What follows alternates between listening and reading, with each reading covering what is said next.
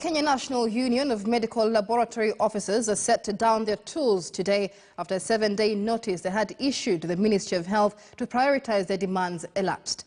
The union officials have addressed the press at Uhuru Park in Nairobi and are set to later march to the Afya House to present their petition to the Health CS Mutahi Kagwe. Some of their demands are provision of PEPs, hiring more laboratory officers, and a risk allowance. They will now be joining nurses who have been in strike in relation to COVID-19 demands. Let's cross over live and listen in. County governments, and this letter was asking the county government and the national government to come in handy and help to solve the issue of trade dispute which is existing between the Kenya government and the employees, their employees, the Kenya Medical Laboratory Officers. I am going to put a statement, and immediately after I am done, I am going to invite the Secretary General for the Kenya National Union of Medical Laboratory Officers to read an official statement. Before he comes in, I want to say, ladies and gentlemen, that these people are here because they have been forced to come to the street. These people are here because these people want to be acknowledged by the government that they are their bona fide employees. We are standing here with grievances which are amounting to 13 of them. One of them is that in the Republic of Kenya, we are having almost 25,000 Kenya Medical Laboratory Officers that have been trained.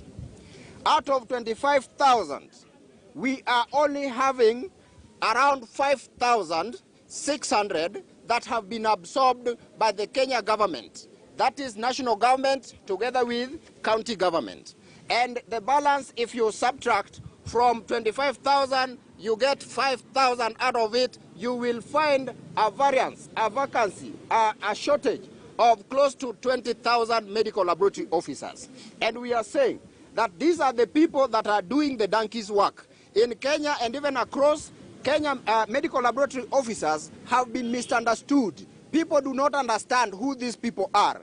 People do not know what role they play in health.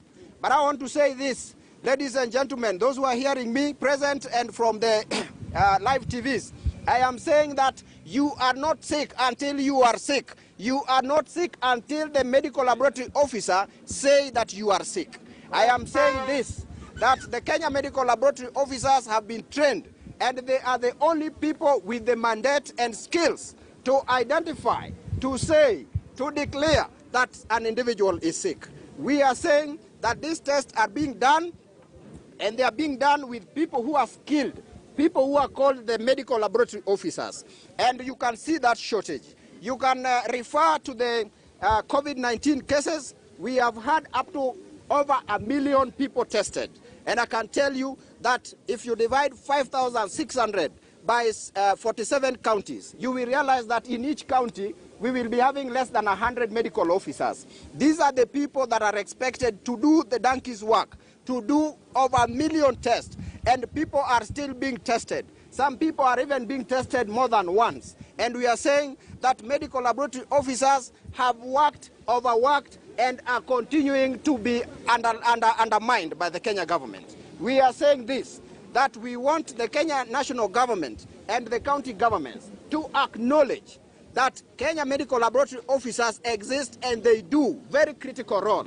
I am saying that if medical laboratory officers do not declare any disease in an individual, whoever is doing the treatment is a witchcraft, is a witch doctor, because you are treating what you do not know.